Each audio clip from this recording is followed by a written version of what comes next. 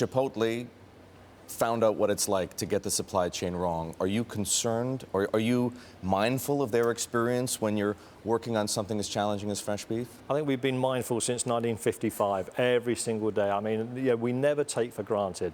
We have 60-odd million customers a day visit McDonald's around the world. The absolute #1 priority for us is food safety.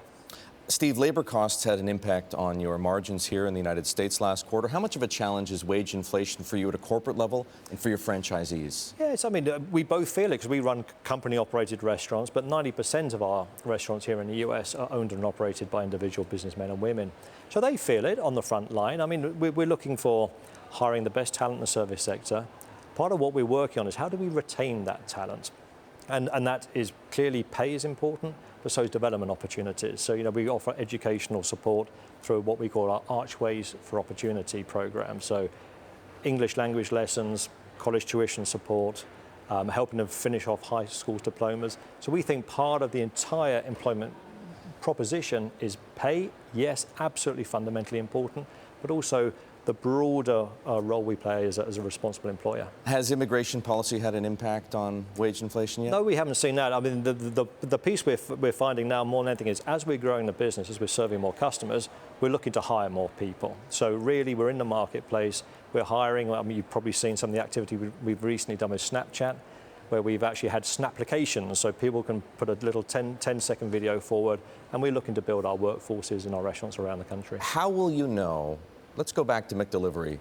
How will you know whether that's successful? What is the marker you need to see?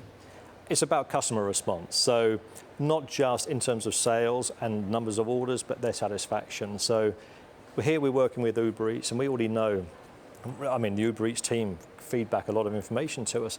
We know the satisfaction rates of McDonald's customers on Uber Eats are at a higher level than across their common average. So we know we're off to a good start, but we know we've got a lot to improve on. We can improve our packaging. We can improve the understanding of journey times from restaurant to home.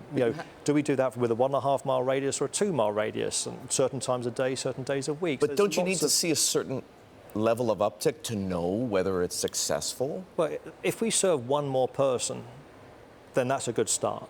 If we serve 2 more people, that's a good start. Then we know consumers are eating food delivered at home, and therefore it's not creating any additional capital investment for us in the restaurants, no greater degree of G&A for us as a corporation. Really, we are working our existing restaurants a little bit harder, which is fantastic. And we're seeing, so let me give you a couple of interesting facts on this one. 60% of the business that we're seeing through Uber Eats is evening and late night. Now that's time when the restaurants are typically a little quieter. So we're now just working the asset and getting more benefit out of our existing restaurant, where the investment's already been made, they're already staffed, the food's there ready to be prepared. So we're able to, we see that the majority is incremental business, so we know we're off to a good start.